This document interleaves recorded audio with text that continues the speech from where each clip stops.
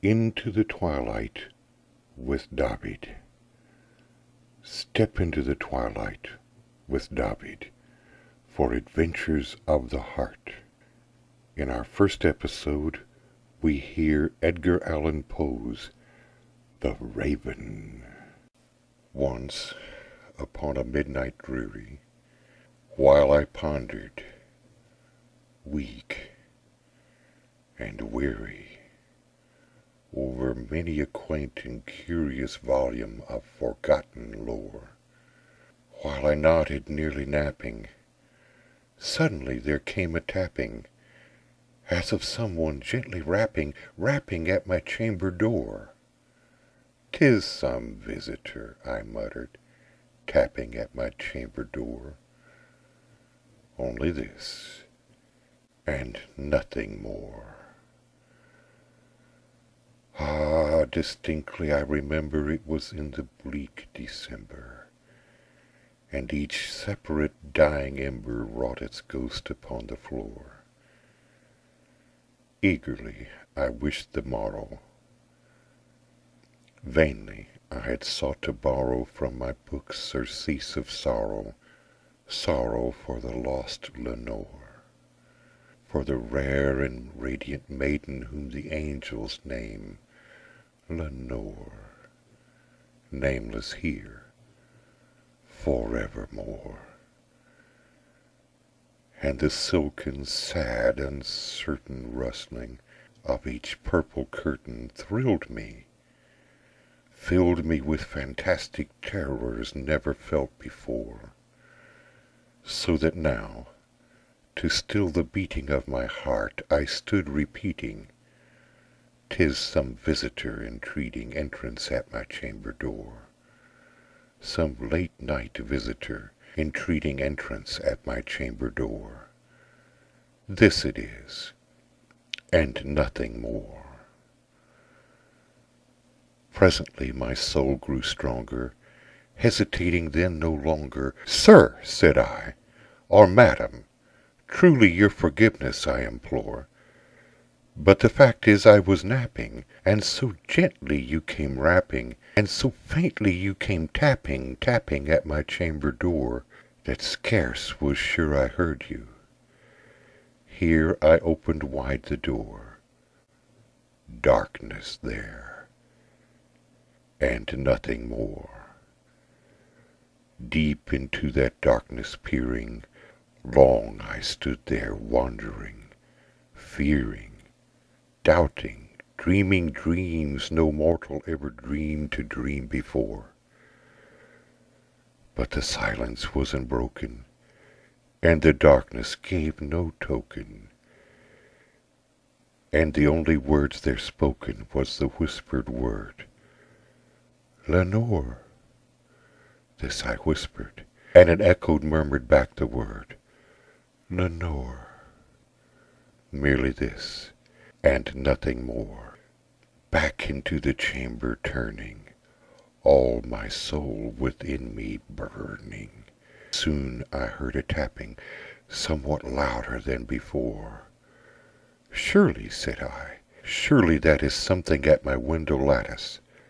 Let me see, then, what thereat is, and this mystery explore. Let my heart be still a moment, and this mystery explore." 'Tis the wind, and nothing more. Open here I flung the shutter, when with many a flirt and flutter in there stepped a stately raven of the saintly days of yore. Not the least obeisance made he, not a moment stopped or stayed he, but with mien of lord or lady perched above my chamber door, perched upon a bust of Pallas just above my chamber door. Perched and sat, and nothing more. Then this ebony bird, beguiling my sad fancy into smiling, by the grave and stern decorum of the countenance it wore, "Though thy crest be shorn and shaven, thou," I said, "art sure no craven, ghastly grim and ancient raven, wandering from the nightly shore. Tell me what thy lordly name is on the night's Plutonian shore. Quoth the raven, Nevermore. Much I marvelled this ungainly fowl to hear discourse so plainly, though its answer little meaning, little relevancy bore. For we cannot help agreeing that no living human being ever yet was blessed with seeing bird above his chamber door. Bird or beast upon the sculptured bust above his chamber door, with such a name as Nevermore. But the raven sitting lonely on the placid bust spoke only that one word, as if his soul in that one word he did outpour. Nothing further than he uttered, not a feather than he fluttered, till I scarcely more than muttered, Other friends have flown before. On the morrow he will leave me, as my hopes have flown before. Then the bird said, Nevermore.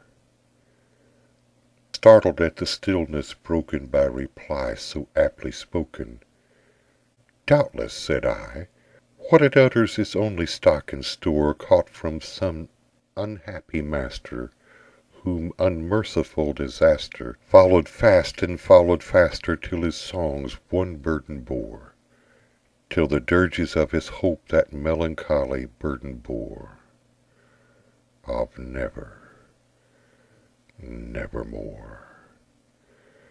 But the raven still beguiling all my sad soul into smiling, straight I wheeled a cushioned seat in front of bird and bust and door.